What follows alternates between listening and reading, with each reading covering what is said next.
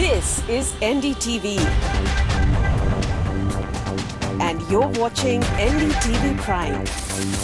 In association with Micromax. Nothing like anything.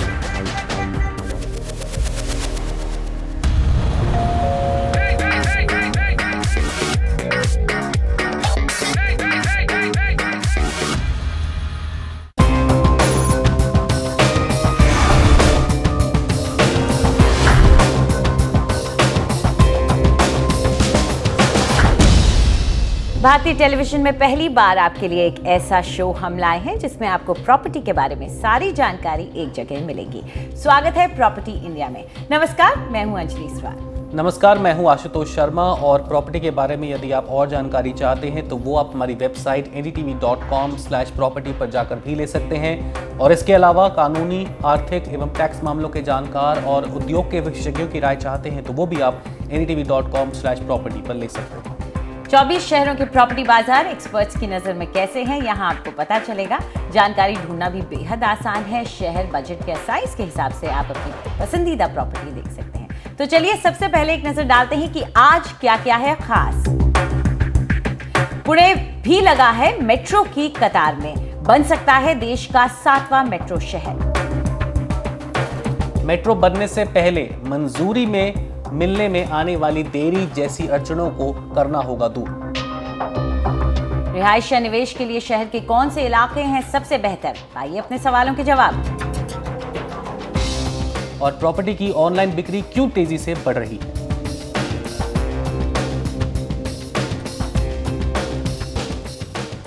Bharat में 6 tier 1 metro शहर हैं, लेकिन हर शहर की एक ही कहानी है। बढ़ती आबादी, घटती जगह और कम पड़ती सहूलियतें।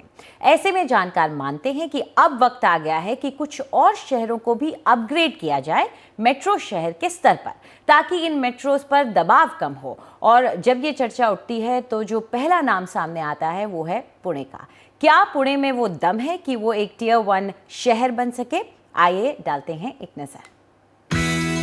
भारत की आबादी करीब 1 अरब 20 करोड़ है और बढ़ती ही जा रही है।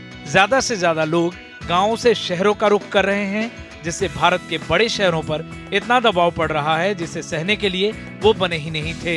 नतीजतन भारत का कोई भी टायर 1 मेट्रो विश्व स्तरीय शहर नहीं कहा जा सकता। इंडिया के कॉन्टेक्स्ट में हिंदुस्तान में मेट्रोज की जो संख्या है ये निरंतर बढ़ने वाली है। अर्बनाइजेशन, शहरीकरण जिसको हम बोलते हैं, वो तो जो स्पीड से, जिस पेस से वो हो रहा है, इससे साफ जाहिर है कि आज की तारीख में देश में 50 से ज़्यादा शहर हैं जिनकी लोक संख्या 1 मिलियन या 10 लाख से ज़्यादा है।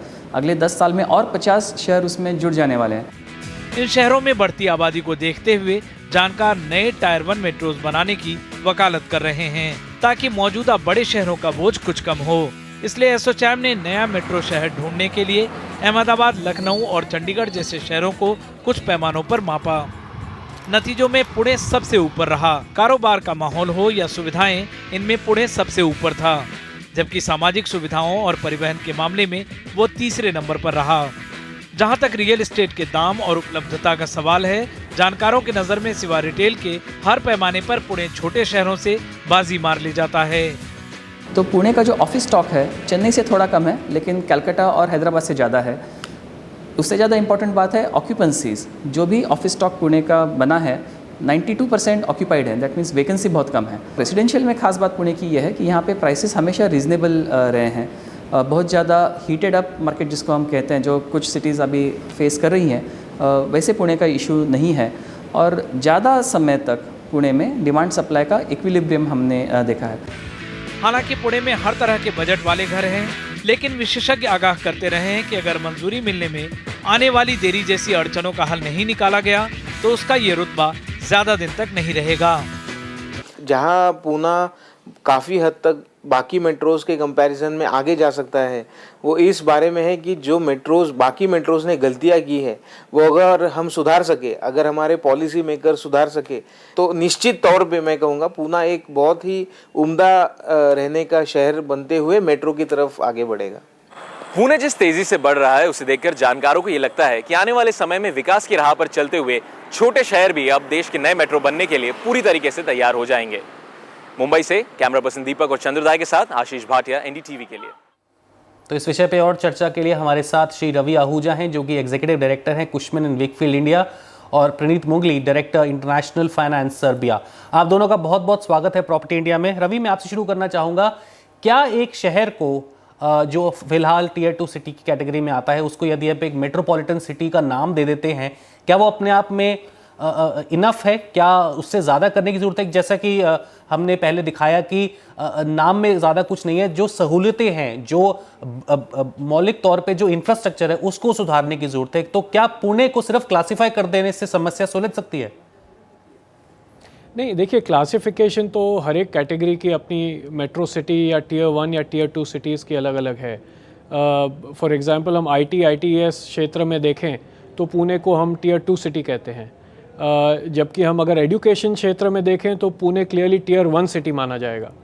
पर जो हम मेट्रो सिटी की बात करें अगर, तो उनमें जो सहूलियतें, उनमें जो infrastructure, social infrastructure, civic infrastructure की जो एक पैमाने पे उपलब्धि होने की ज़रूरत है, पुणे उस पैमाने पे आगे बढ़ रहा है। और मैं समझता हूँ कि एक कॉस्मोपॉलिटन सिटी होने के कारण एजुकेशन तो है ही, और हम देखेंगे कि going forward office sector, retail sector, auto sector, industrial sector, ये सब में पुणे एक लीड सा ले रहा है।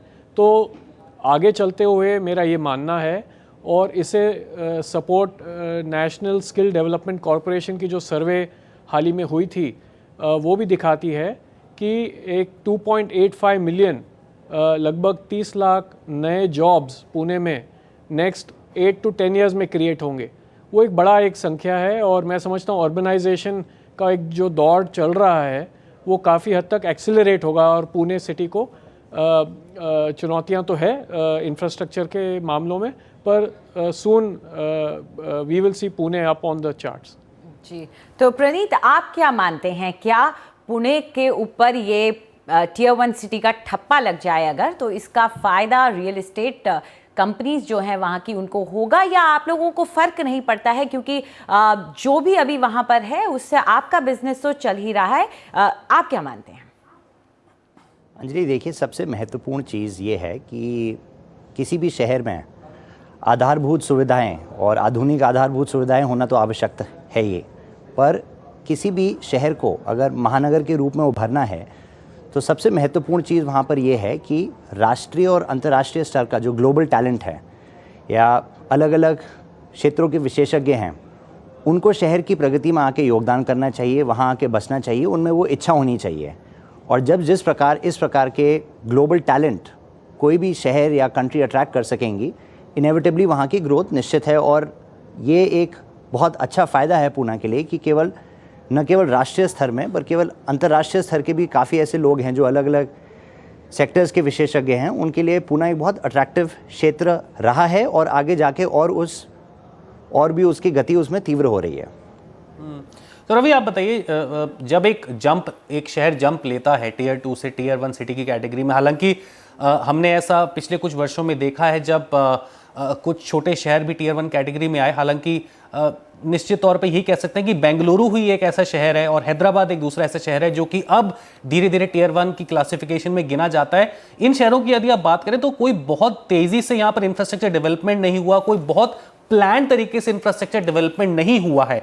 तो ये जो गलतियां यहाँ हुई, जिनका आगे हम एक तरह से भुगतान देख रहे हैं, यहाँ की जनता को करना पड़ रहा है। मुंबई का उदाहरण ले लीजिए, सबसे बड़ा महानगर है, जिस तरह से शहर फैलता जा रहा है, उसका भी एक विकल्प ही पुणे शुरू में बनकर रह गया था, लेकिन अब वहाँ पर अपने आप में एक तरह से ग्रोथ की लहर आ रही है। तो वो कौन सी गलतियां हैं जो यहाँ की सिविक एजेंसीज ना दोहराएं ताकि यहाँ का भी हाल मुंबई और दूसरे महानगरों जैसा ना हो?